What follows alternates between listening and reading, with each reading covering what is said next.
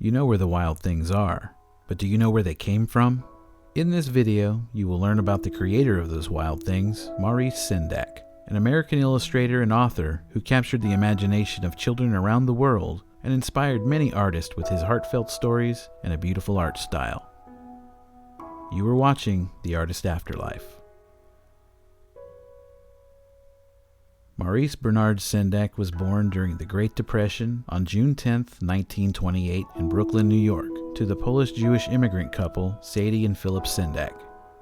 Often described as the terrible situation, Sendak's childhood was anything but shiny and happy.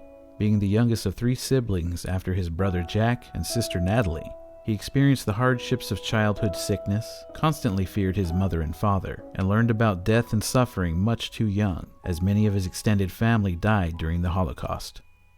His health problems as a child pretty much kept him confined to a bed. He was so afraid of death as a child that he would dress in a white suit made by his grandmother and would sit out on the front stoop of his home to fool the angel of death into thinking he had already been taken. It was during this time in his life when he discovered his creativity and imagination. He fell in love with books and art and would often draw to pass the time in bed. With the 1940 release of Disney's Fantasia, young Sendak came to the realization that he wanted to become an illustrator. This set him on a path that he would follow his whole life. One of his first professional commissions was for FAO Schwarz in New York, creating window displays. He finally became a published artist when his illustration work was featured in 1947 with a textbook titled Atomics for the Millions.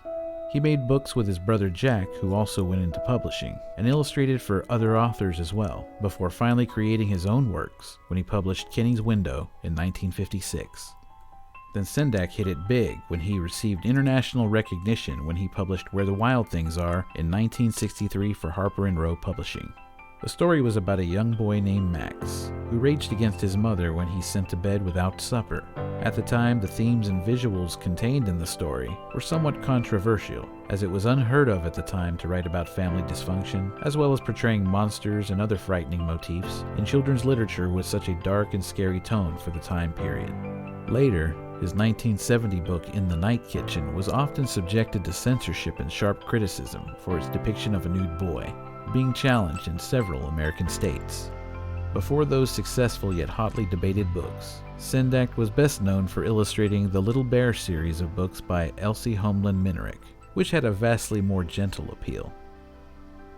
Throughout his long and acclaimed career, Sendak produced over 50 books, and he didn't just stick to children's literature. In 1965, he worked with songwriter and composer Carole King for the musical Really Rosie, which was based on his earlier works Chicken Soup with Rice, Pierre, One Was Johnny, Alligators All Around, and The Sign on Rosie's Door. He designed the sets and costumes for the production, which opened the door to more stage productions. This collaboration with King moved into television with the production of Really Rosie the Animated Short, which was broadcast that very same year. He also got involved in the early days of Sesame Street when he worked with Jim Henson to make animated content for that series, as well as serving on the National Board of Advisors for the Children's Television Workshop.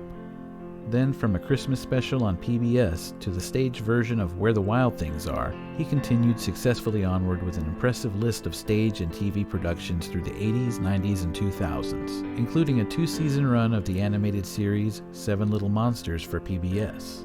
In 2009, he then made the leap to the silver screen with a film adaptation of Where the Wild Things Are by director Spike Jonze. Sendak's influences came from many painters, musicians, and authors, with his first influence being his own father, who used to tell him over-embellished stories from the Torah. Sendak held on to those tales as he later discovered Mickey Mouse, a character that was created in the same year as Sendak's birth. He had been quoted as saying, "My gods are Herman Melville, Emily Dickinson, and Mozart. I believe in them with all of my heart." He explained that the works of Dickinson and Mozart were especially potent things in his life that he felt were essential to his very being. He also credited Ursula Nordstrom, the 33-year director of Harper's Department of Books for Boys and Girls, as an inspiration for him as well. Sendak died on May 8, 2012, at the age of 83, in Danbury, Connecticut, from complications rising from a stroke, just a month shy of his 84th birthday, and a mere 5 years to the month after the death of his partner of 50 years, Eugene Glenn. The news of his passing rang around the world, bringing out authors and writers, artists and creatives across all media to share their love for Sendak and his work. The New York Times obituary called Sendak the most important children's book artist of the 20th century. Bumblearty was the last book he published in 2011 before his death the following year, and then a picture book called My Brother's Book was published after his death. This is the first episode of The Artist Afterlife. If you enjoyed this video and you found it informative, feel free to give it a like and a subscribe. Until next time.